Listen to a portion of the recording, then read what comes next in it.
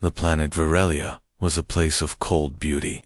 2 suns shone weakly over mountains of black crystal, and the air smelled faintly of metal after every windstorm. The royal palace stood high above the capital, its silver towers glowing in the pale light. It was a place where power, tradition, and pride shaped every life. Inside the tallest tower lived Princess Leora. She was the only daughter of King Varen, ruler of all Varelia. From birth, she was meant to be a symbol of the future, a figure of grace, strength, and royal perfection. But fate had decided otherwise. Leora had been born different.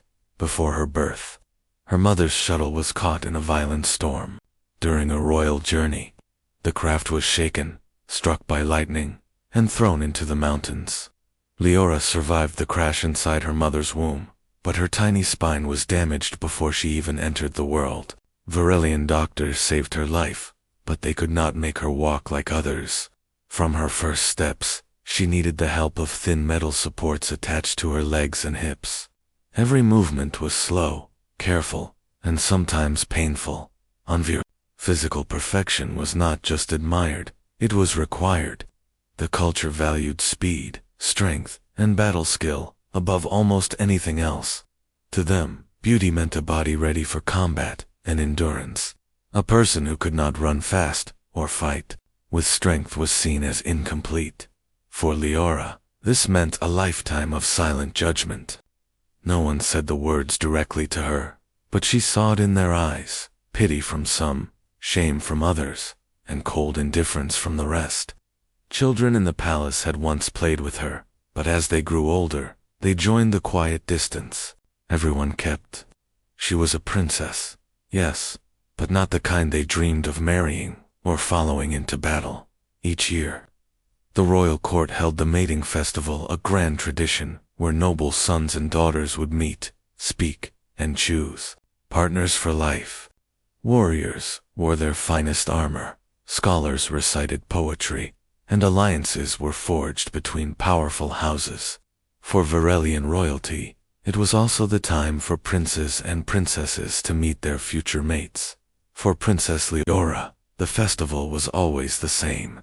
She would sit in her high-backed chair at the side of the king, dressed in silks and jewels, her silver skin glowing under the lights. The hall would be full of music, laughter, and the sound of footsteps as suitors crossed the floor. But none of those footsteps came her way. At first, in her younger years, she believed someone would eventually approach her. She would keep her head high, smiling when the heralds announced her name.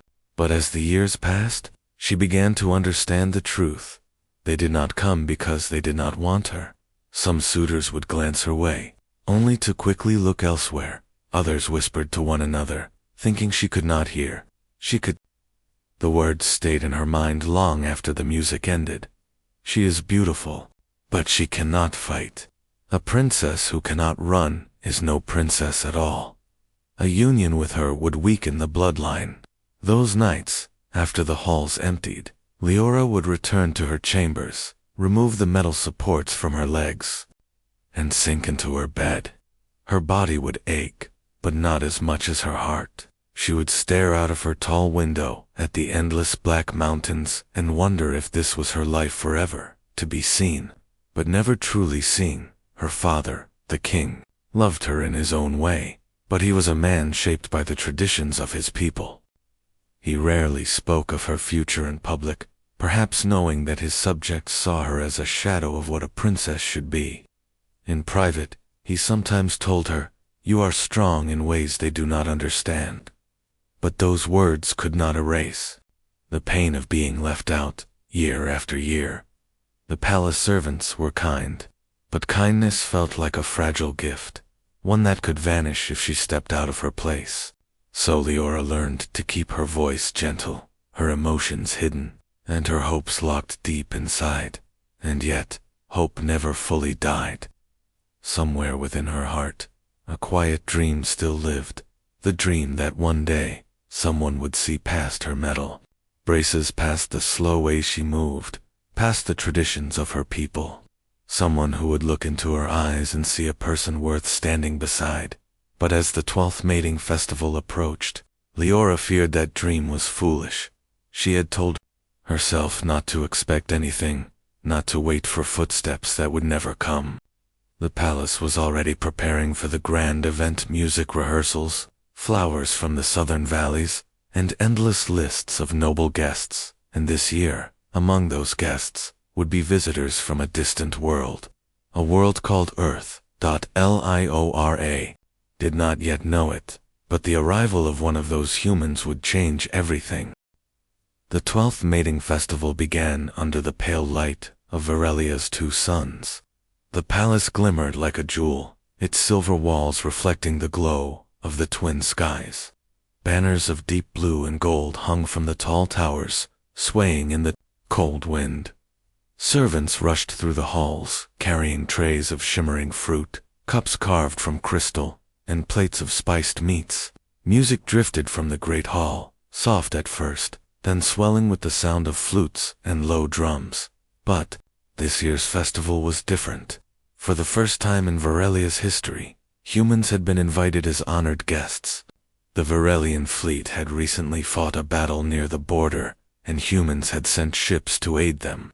In gratitude, the king opened his doors to them, offering hospitality and friendship. Many in the court were curious about these strange beings.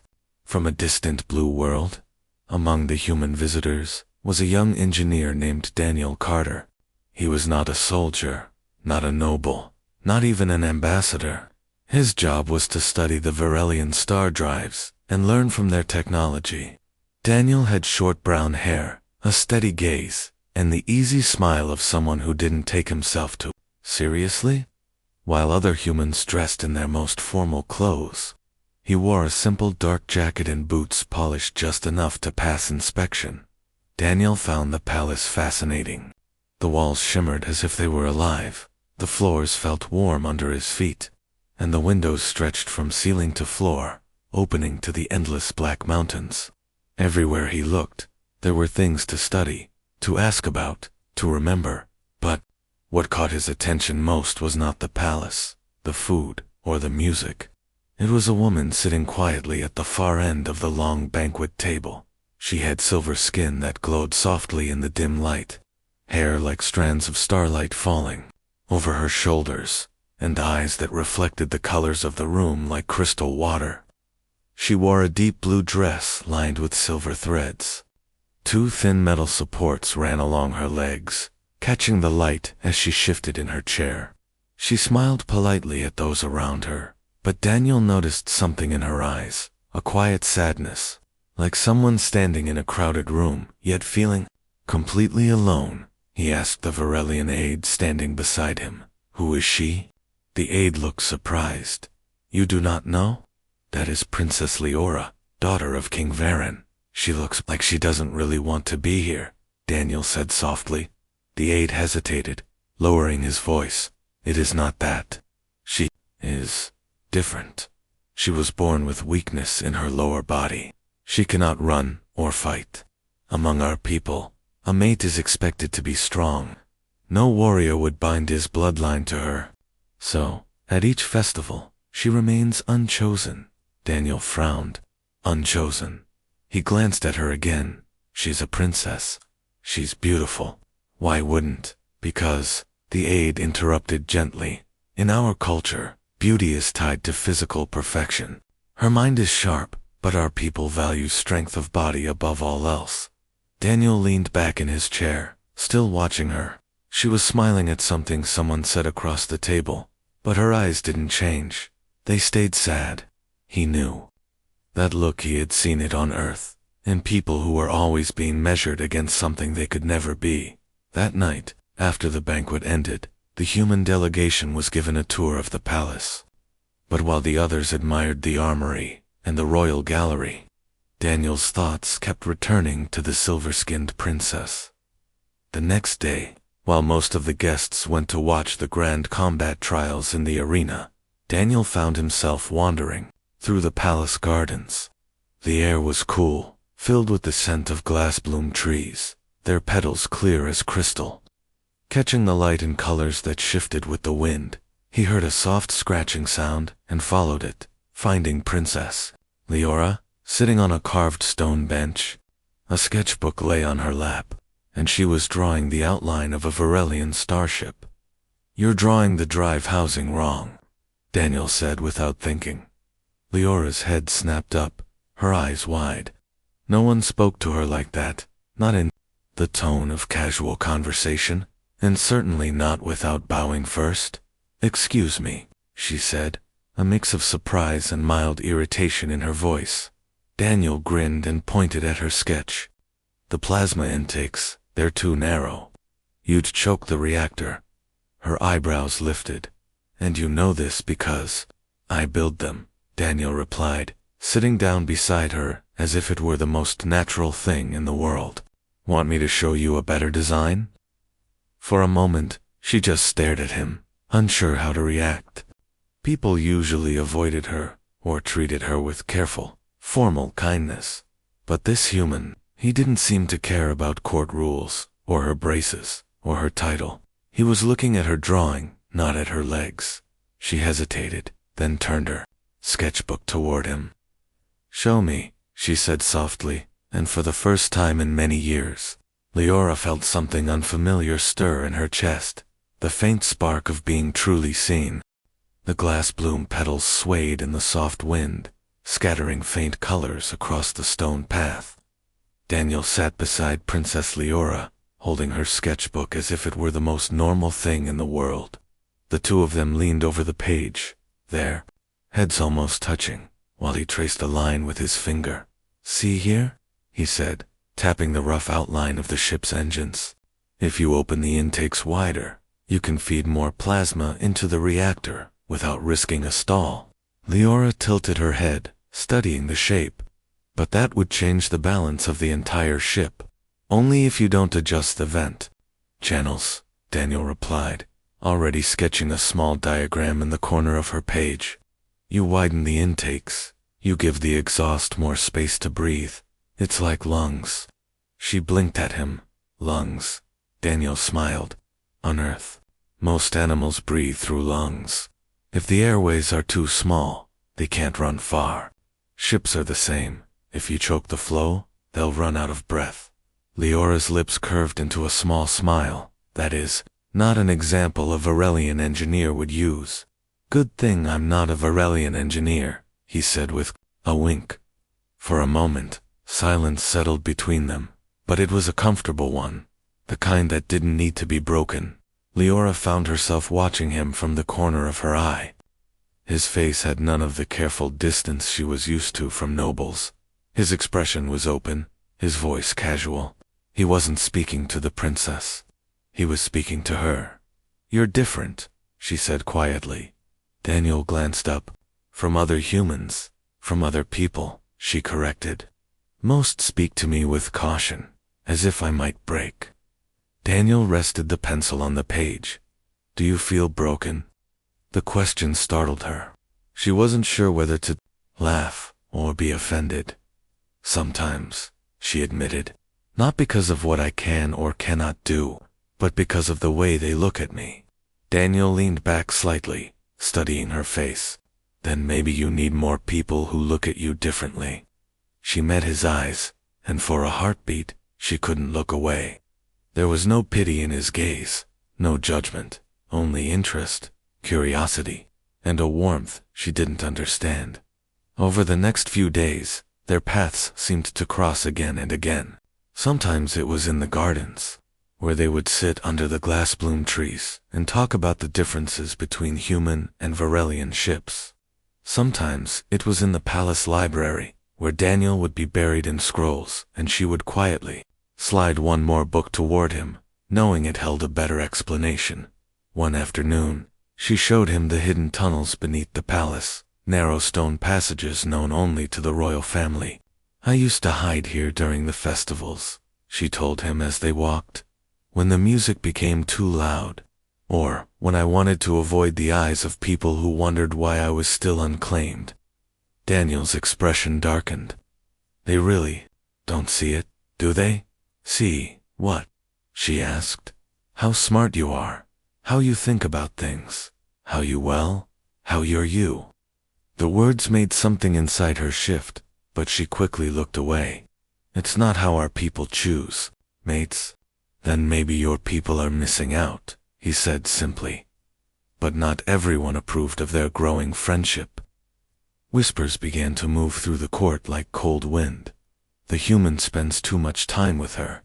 He doesn't understand our customs. It will only end in disappointment. She will hope, and he will leave. Leora heard some of these whispers herself.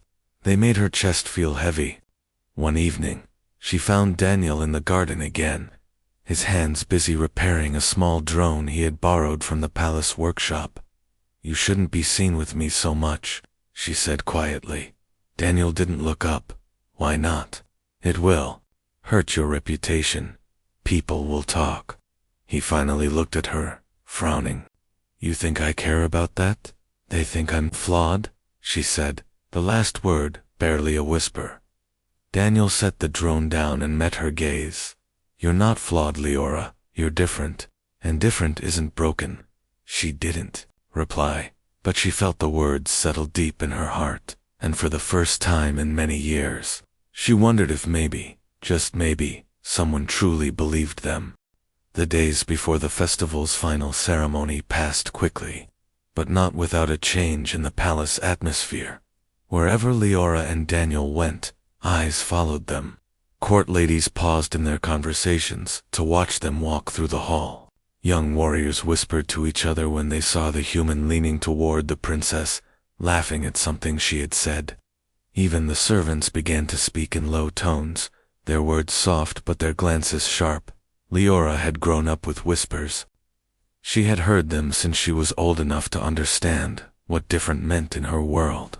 But now, those whispers felt heavier, sharper, not only about her, but about the man who chose to sit beside her without hesitation. One evening, as they crossed the grand balcony overlooking the Crystal Mountains, she caught fragments of a conversation between two nobles. He will leave when his mission ends, one said. Of course. Humans are not bound by our traditions, replied the other.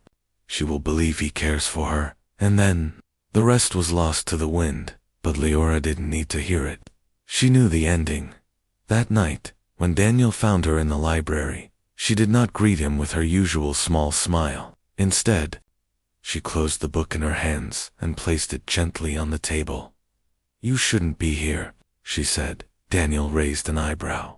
In the library. With me, she clarified. People are talking. He leaned against the table, unconcerned. They've been talking since the first time I spoke to you. And you don't care. Not even a little, he said simply. Her voice dropped. They think this is a game to you, that you're just curious about the strange princess. Daniel's expression hardened. Is that what you think? She looked away, her silver hair falling over her shoulder. I don't know what to think. The next day, Daniel joined the human delegation for a tour of the city. But when they returned, he went straight to the gardens where Leora often sat. He found her under the largest glass bloom tree, her metal supports glinting faintly as she shifted in her seat. You know, he began, sitting down beside her, on Earth, we have this idea that people are worth more than what they can do with their bodies. Leora gave a small, sad smile. That is not how my people see it. Yeah, I noticed, he said dryly. But that doesn't make it right. She studied his face for a long moment. Why do you speak to me like this? As if I am just someone? Because you are, Daniel said. You're someone worth talking to, worth listening to, worth. He stopped himself, glancing away. Worth what? She pressed. He shook his head with a faint smile. Worth more than they give you credit for. But the court's disapproval only grew when Daniel walked into the banquet hall. With Leora, one evening, a few nobles openly turned away. One even muttered, shameful, just loud enough for him to hear. Daniel didn't react, but his jaw tightened. Later, in a quiet corridor, Leora stopped him. This is not your fight, she said softly. You came here to study engines, not to challenge the way an entire world thinks. Daniel looked at her for a long moment. Maybe not. But sometimes you don't get to choose the fights that matter to you. On the night before the final day of the mating festival, the palace was alive with preparation. The great hall was being decorated with flowers from the southern valleys, their petals glowing faintly in the dim light. Musicians tuned their instruments, and the heralds practiced the ceremonial announcements. Leora sat alone in her chambers, staring out the window at the dark horizon. She knew what tomorrow would bring, the same question the heralds asked every year, the same silence that followed. She told herself she was ready for it, that she would keep her head high and let the moment pass quickly. But this year, she also knew something else. There would be one human in the crowd. One man who had looked at her without pity, spoken to her without caution, and made her feel like more than a title or a condition. And that thought, fragile as it was, kept her from feeling entirely alone. The final day of the mating festival dawned beneath a pale sky. The two suns of Varelia rose slowly over the black crystal mountains, their light catching on the silver spires of the palace. The air inside the royal halls was heavy with perfume from the southern valley flowers.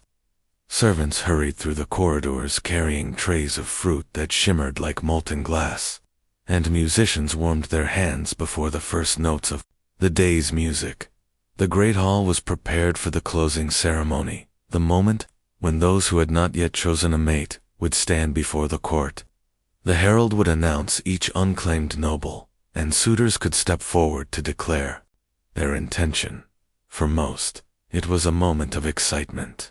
For Princess Leora, it had always been a moment of humiliation. She sat in her chamber as two attendants adjusted the silver clasps on her deep blue gown. The dress was heavy with embroidery, every thread catching the morning light. Her metal supports had been polished until they gleamed. She looked beautiful, but she knew beauty alone would not change what was about to happen. Her reflection in the tall mirror showed a woman with calm eyes and a steady posture. Only she knew how much effort it took to hold herself that way. Inside, her heart was already sinking. Daniel, in another wing of the palace, was also dressing for the ceremony. He wore the formal black of the human delegation, though the stiff collar and gold-stitched cuffs made him feel more like an actor than an engineer. He stared at himself in the small mirror, jaw tight. He knew how this day went for her. She had told him in careful, quiet words, the way someone shares a wound they've learned to hide. He didn't like the thought of her standing there, waiting for footsteps that never came. And somewhere between buttoning his jacket and fastening the small medal at his chest, Daniel made a decision. The great hall filled quickly. Nobles in shimmering robes and polished armor lined the steps. The banners of every great house hung from the high walls. The air was thick with voices, laughter, polite greetings, and the occasional sharp whisper. The king took his seat on the high throne, his expression unreadable. To his right, Princess Leora was led to her place. She kept her chin high, her hands resting lightly on the arms of her chair, her eyes fixed forward. The ceremony began. The herald, a tall Varelian with a voice like a drumbeat, stepped into the center of the hall. One by one, names were called. Nobles stood, and suitors came forward to declare their choice. The court clapped politely, and the chosen pair stepped aside to sign the official binding. Then, the herald's voice rang out, "Princess Leora, daughter of King Varen, jewel of the Silver Mountains, unclaimed of the royal line, who will mate with the Princess Leora." The hall went silent. Leora kept her eyes forward, her face calm. She had learned long ago that the silence was easier to bear if she didn't look for a miracle. Around her, she could feel the shifting of bodies, the small movements of people pretending not to notice her, and then dash footsteps, not the light, even steps of a Varelian warrior. These were heavier, slower, with the faint thud of human boots against the polished floor. Gasps rippled through the crowd as Daniel Carter stepped into the center of the hall. His dark uniform was a sharp contrast to the bright robes around him. His face was steady, his eyes fixed on her. He walked until he stood before her, then turned slightly so the court and the king could hear his voice. "Will you mate with me?" The words struck the hall like a wave. A human, offering to bind himself to the disabled princess. It was unthinkable. Murmurs rose instantly. Leora stared at him, her breath caught. "Daniel, you don't have to. I'm not doing this because I have to," he said, his voice firm. "I'm doing it because I want to. Because you're brilliant. Because you make me laugh. Because when I talk to you, I see a person I want to stand beside for the rest of my life, not in spite of who you are, but because of it." The hall had gone so quiet that the sound of the banners shifting in the draft could be heard. For the first time in years, Leora felt the heavy walls around her heart begin to crack. The great hall felt frozen in time. No one moved. No one spoke. All eyes were locked on the human who had just dared to break centuries of unspoken rules. Daniel stood tall in the center of the hall, his voice still echoing in the air. "Will you mate with me?" Princess Leora's heart pounded so hard she could hear it in her ears. She searched his face for some sign, a joke, a misunderstanding, anything that would explain why he was standing here in front of everyone. But there was no mockery in his eyes, only steady, certain warmth dot around them. The whispers began. "A human. This is madness. He doesn't know what he's doing." But Daniel didn't look at them. He kept his gaze on her, as if the two of them were the only people in the room. Leora's voice was barely more than a breath. "Daniel, you don't understand what you're saying." "If you do this, I understand," he interrupted softly, but firmly. "I understand that you've been made to feel like you're less than you are. And I understand that you deserve someone who sees you, not your legs, not your braces, not what you can or can't do. You." She felt her throat tighten. No one had ever spoken like this to her in public. No one had ever stood in the middle of the mating festival and openly defied the unspoken laws of their people. Her father, King Varen, leaned forward slightly on his throne, his sharp eyes studying the human. "You speak boldly, for an outsider."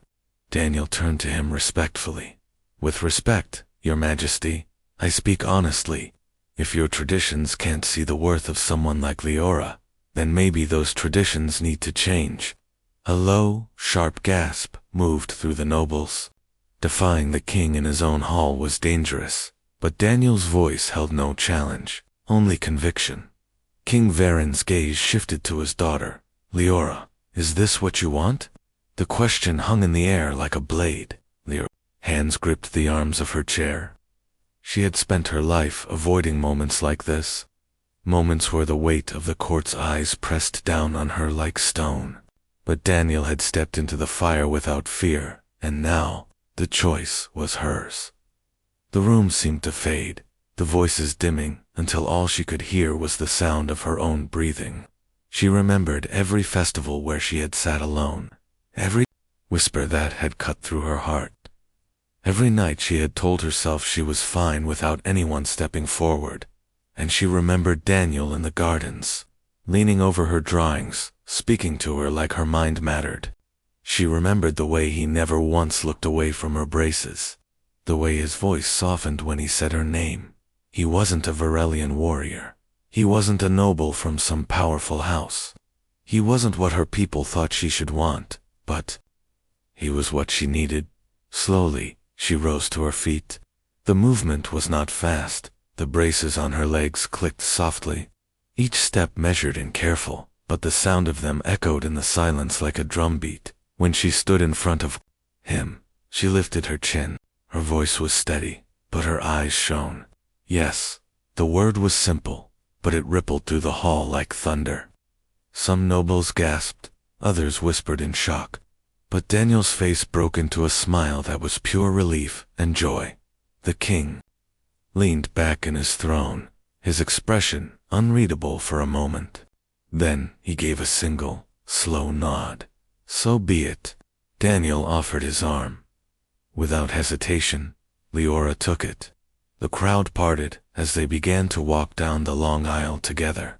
She could feel the eyes on her, some judging, some confused, but a few, just a few, looked almost approving. For years, her braces had felt like chains, pulling her down, marking her apart.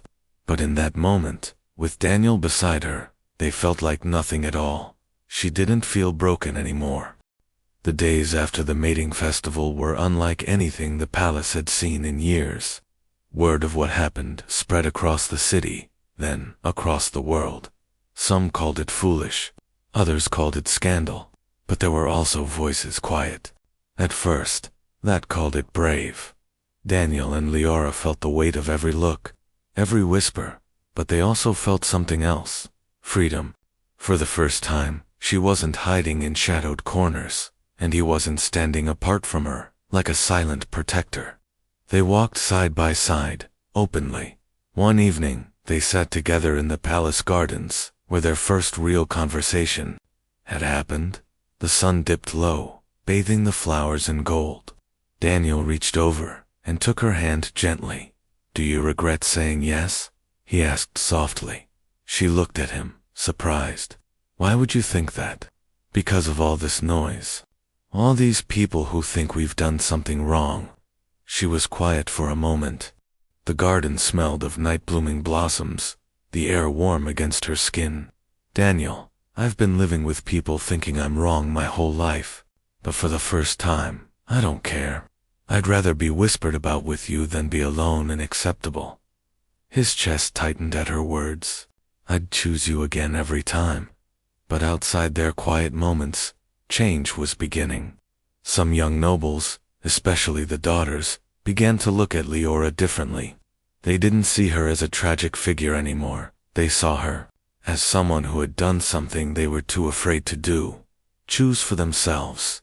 The king, for all his sternness, had not reversed his approval. Many believed it was because he had seen something rare in the human's courage. Others thought he simply knew there was no stopping his daughter. Once she had made up her mind, the true test came when the council summoned them. Rows of officials sat, their robes heavy with symbols of tradition. One elder spoke, his voice sharp. "A Varelian princess cannot be bound to an off-worlder." "Our bloodline, our hearts," Leora interrupted, her voice steady but ringing in the chamber, "are not your property." The room fell silent. Daniel glanced at her, a flicker of pride in his eyes. She continued, "If our people wish to be strong, we must stop measuring worth by appearance or bloodline. My father has always told me a ruler must see the truth, even when it is uncomfortable. The truth is this: I was left to be alone because of my legs. No one saw me, until a human did. If that shames our traditions, then perhaps our traditions are the problem." Her words hung in the air. The elder said nothing more. Weeks later, the day of their binding ceremony arrived. It was held not in the great hall, but in the open gardens, under the wide sky. The flowers were in full bloom, and even the breeze seemed softer. Leora wore silver, the fabric flowing over her braces like they were part of the design. Daniel stood in dark ceremonial attire, his eyes locked on hers as if nothing else in the world mattered. When they clasped hands for the final vow, there was no grand speech, no overblown ritual, just Daniel's voice, warm and sure. "I see you, Leora. I will always see you." And her reply, without hesitation, "And I choose you, Daniel, every day." The applause was not thunderous, but it was real. Even among those who disapproved, there were a few who smiled, small, secret smiles that hinted they understood something new. That night, as the stars spread across the Varelian sky, Leora sat beside Daniel on the palace balcony. Below them, the city lights shimmered like a second sky. She rested her head against his shoulder. "Do you think we've changed anything?" she asked quietly. He thought for a moment. "Not everything. Not yet. But maybe. We've lit a fire, and fires can grow." She smiled softly. "Then let's keep it burning." And under that alien sky, a human and a once-forgotten princess sat together, proof that sometimes the most human thing of all is to see the worth in someone others refuse to see. Because in the end, It wasn't just that a human had chosen her, it was that she had chosen herself.